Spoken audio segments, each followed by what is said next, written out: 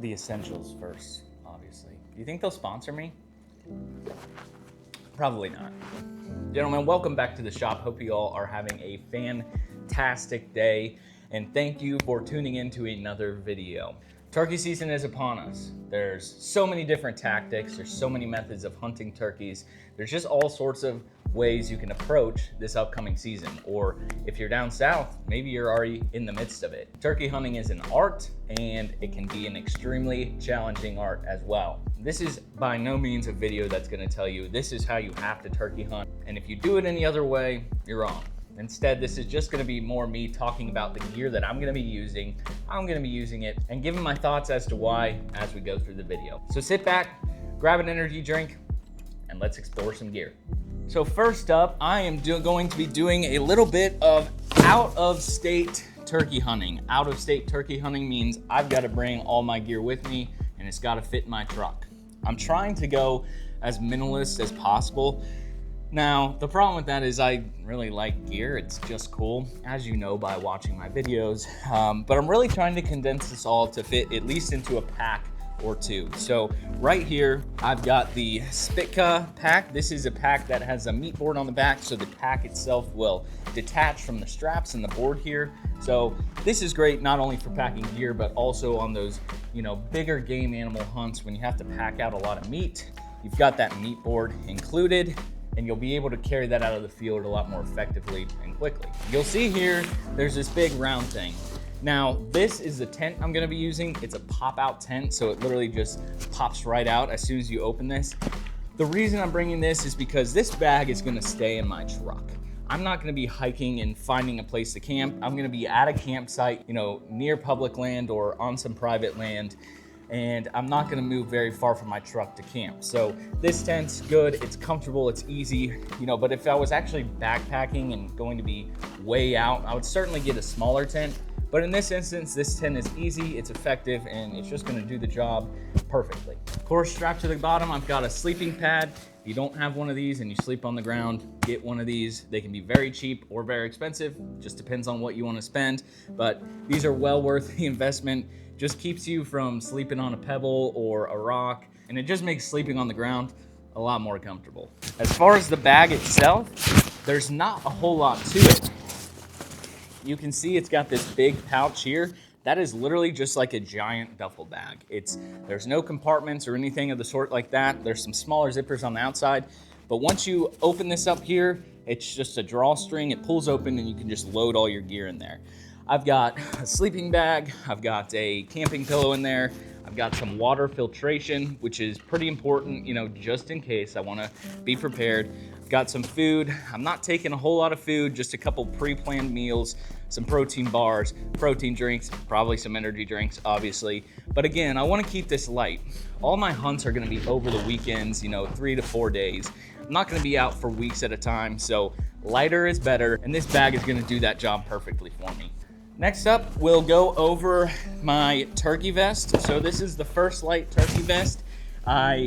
This will be the first year that I'm using this vest. So I am sure that things are gonna change, but for now, I've got it set up and I'll kind of show you what I've got going on. So it's just kind of like any other turkey vest. It's got a nice cushion. So when you're walking through the woods and you hear that gobble and you gotta run and sit down on a tree, you got a pad there, so it just makes it a little more comfortable.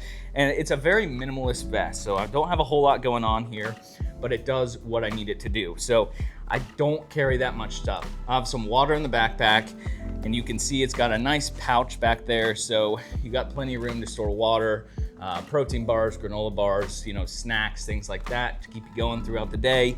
But again, I wanted something minimalist. It wasn't gonna be super heavy. It's a really light vest, and I really like that. This is in the First Lite Spectre camo pattern.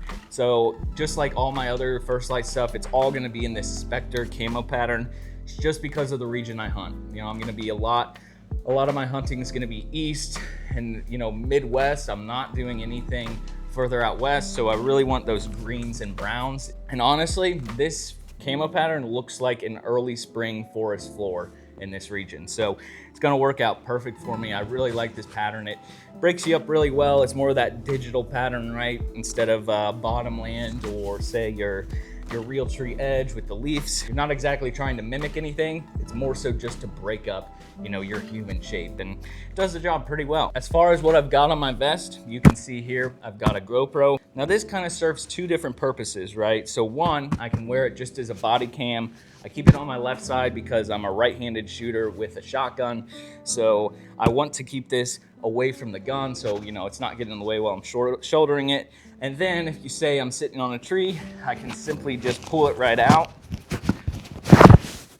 And it's got a stake on the end there. I pop it in the ground and, you know, it can extend however many feet. And this way I've got a nice GoPro to film myself. So it's really easy. It serves a couple different purposes, and I'm not gonna have to be messing around with two tripods in the field. I can simply shove this in the ground and it's ready to go. As far as the actual turkey part of this vest, got a few mouth calls. You can see they just slide into this pocket right here. I've got a Primos and a Woodhaven. I just have two mouth calls. I don't even know what kind of cut they are. I just know that I can call on them fairly well. I'm not a great turkey caller, but I can get by, and these two cuts do the best for me. Down in this pocket, you've got a compartment for your box call. So this is pretty sweet. It just slides right in there. Boom, you open it up just like that, and there's your box call. Got some chalk in there as well, because you do want to chalk these up just so you get that really nice sound. Helps to get like the purrs when you have chalk on there. And it's in a really easy compartment. I just drop down here, open it up, and I have direct access to it. Now in this pocket on my left, I have a little camo blanket. Now this is what I'm gonna use more so when I'm bow hunting for turkey, but I can just throw this blanket up, drape it around some sticks, some saplings, some, you know, little trees or whatever I can find. And it's just a really easy blind setup that's, you know, quick, simple, and effective. And then in this last pocket, the last thing I have is a locator call. I have an owl. I prefer owls. I can kind of make a pretty decent crow call just with my voice, but I like to have an owl call. And, you know, that's great for getting those turkeys located in the evenings or fired up in the mornings. And I just keep that on the right side here, and that keeps me pretty well set. Believe it or not, that is all I have on my vest. I don't want to carry anything else, so if you suggest something, you know, maybe I'll add it, but honestly, this is probably where I'm gonna keep it. Keeps it light, keeps it easy to move around in, and I'm just really happy with the setup so far. I will potentially have a rangefinder in that vest, although I'll probably just be wearing a chest rig, kind of just depends on the scenario, but a rangefinder will be on me at all times. Just kind of a must for any sort of modern hunting. I did want to show you what I will be filming primarily on. Obviously, I have the GoPro for those close-up shots of myself, but we'll break out the phone here, and I am going to be filming on the Sony a7 III's. Great camera. It's got really good video quality. Been happy with it so far, so that's what we'll be running there. And that is gonna be on a fairly beefy tripod. Now, it's a light tripod, but it is beefy, and it is gonna take some abuse in the woods.